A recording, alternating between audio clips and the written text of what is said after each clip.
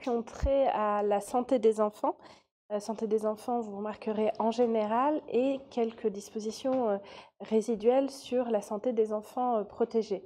Alors, plusieurs dispositions ont en effet pour objectif de renforcer la politique de protection maternelle et infantile, d'étoffer les structures de suivi des enfants et des jeunes avec une expérimentation de maisons des enfants et des familles, et de soutenir la santé des enfants protégés. Alors d'abord, première partie, premier point sur la protection maternelle et infantile. Donc on sait que la PMI a fait l'objet de plusieurs rapports et études d'une attention particulière depuis plusieurs années, des capacités d'innovation, mais aussi une très forte hétérogénéité sur le territoire des PMI ont été soulignées. Également des inquiétudes sur la forte baisse des effectifs de médecins entre 2016 et 2019. Tout cela a été souligné et par exemple, en juin 2019, le rapport de Michel Perron était intitulé « Pour sauver la PMI, agissons maintenant ».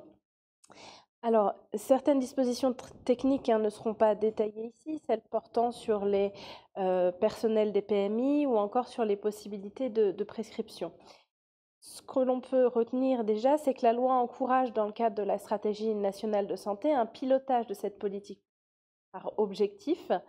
Le texte prévoit ainsi que le ministre de la Santé fixe des priorités pluriannuelles d'action en matière de protection et de promotion de la santé maternelle et infantile, ceci en concertation avec les représentants des départements. Donc la compétence de l'État dans ce domaine est réaffirmée, sans pour autant revenir sur le caractère décentralisé de cette politique publique. Les modalités de la concertation sont prévues par voie réglementaire et un décret est déjà paru en avril 2022. Il précise que la détermination des priorités d'action fait l'objet tous les 3 ans d'une concertation qui sera conduite par le ministre avec les représentants des départements. À l'issue, les priorités seront fixées par le ministre et puis elles seront adressées au président de l'Assemblée des départements de France. Le texte de la loi ajoute également que les missions du conseil départemental au titre de la PMI seront encadrées par des normes minimales d'effectifs fixées par voie réglementaire et par le respect d'objectifs nationaux de santé publique également fixés par voie réglementaire.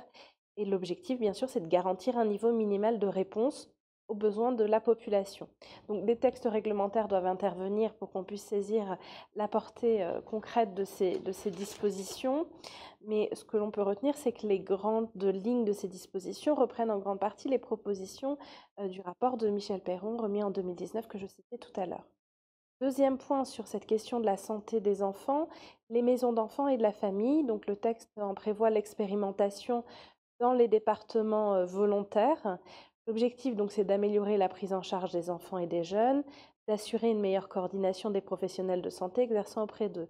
Bien sûr, ce niveau dispositif doit être revu comme un moyen de rechercher une approche transversale des besoins en santé de l'enfant et également une approche au sens large de la santé de l'enfant, en évitant des fonctionnements en silo, puisque l'objectif, c'est d'améliorer l'accès à un parcours de soins ainsi que la prévention en santé, mais aussi de développer des actions de soutien à la parentalité et l'accompagnement et la formation des professionnels qui sont en contact avec les enfants ainsi que leurs familles. Donc, un cahier des charges des structures devra être fixé par arrêté des ministres chargés de la santé et de la sécurité sociale. Donc, voilà pour cette expérimentation qui devrait avoir lieu.